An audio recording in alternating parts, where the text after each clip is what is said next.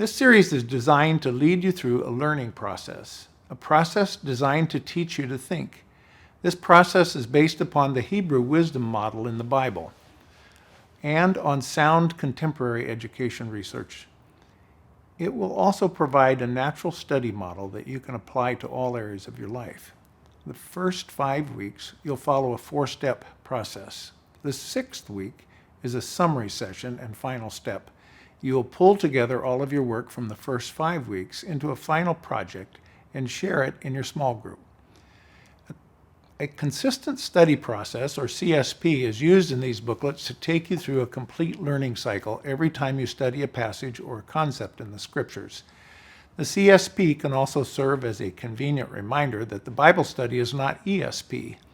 We're not trying to mystically experience the text, but to carefully and soundly study the text. There are 4 basic steps to this process, and one final step that integrates the work from the first 4. The 4 basic steps will be done each week. Study the Scriptures, consult the scholars, think through the issues, and apply the principles. Step 1, study the Scriptures. This step is foundational. We cannot begin exploring the issues of the Bible without first understanding exactly what the passages mean. Discussion groups in which everyone simply shares his or her opinion are disrespectful of the Scripture and therefore to God. They are often merely a pooling of ignorance. Your work in this step will be to read the passage, think through the questions, summarize the core teaching of the passage. Step 2, consult the scholars. This step is very important as well. Although it is not always highly valued by Christians in our generation, God raises up teachers and scholars to serve in every generation. These teachers can do great harm or great good to the churches.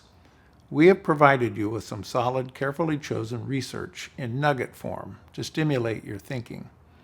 These nuggets of research take 2 forms. One is a brief commentary on the passage.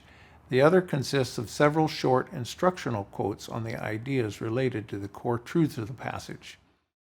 Your work in this step is to read and reflect on the brief commentary, read and reflect on the key quotes, record any insights from the teachings. Step 3, think through the issues. This step is designed to help you think through the implications of the core teaching of the passage that you've been studying. Unless we go through this process, we can gloss over the significance of the core truths. The first principles of the faith. This is done in a small group where issues can be discussed thoroughly. Debate an issue in light of the biblical text and try to come to one conclusion as a group. It is not a time for airing opinions, but for genuine interaction with the issues. Your work in this step is to think through the issue before discussion, record your initial thoughts on the issue before discussion, and discuss the issue in your small group, and then record your final thoughts after the discussion. Step 4, apply the principles. This step brings the basic learning cycle to completion.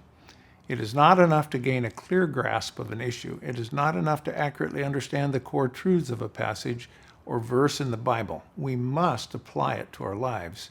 Applications should be specific and related to the core truths of the passage studied. Your work in this step will be to think back through the first 3 steps, design an application for your life. The final step, reshaping our lives. This step brings together the entire study process. In each of the first 5 weeks, we move through the 4-step consistent study process. Now in the 6th week, you'll pull together all of your work and evaluate your whole life. Too often today, we stop short of what is necessary to really change our lives. Thinking through simple applications is very important as we study the Bible, but thinking through our whole lives in light of these new truths is essential. The final step in the study process requires that we rethink our entire lives in light of the truths that we've been studying, that we rearrange our worldview. We must allow the truths to reshape every aspect of our life. Your work in this step will consist of committing your heart by reflection, personal journaling, and prayer. Commit your mind by forming clear convictions and memorizing Scripture. And finally, commit your life by decisions, personal projects, and life habits. Each study book contains two additional parts, a glossary and a lifelong learning section. The glossary is designed to help you with important terms that you may have encountered for the first time in your study. They're kept to a minimum in the guides, but it is not possible or preferable to remove all terms with special meanings. New terms, especially biblical terms full of rich truths, just have to be learned. To make this process easier, we've included a glossary. The lifelong learning section introduces you to additional resources that you may want to pursue. After completing your study guide, it is critical that you do not view yourself as finished. You must understand that you're laying foundations for a lifetime of learning. Several resources are recommended for your further development. Now that you understand the design of the First Principles series, you're ready to get going.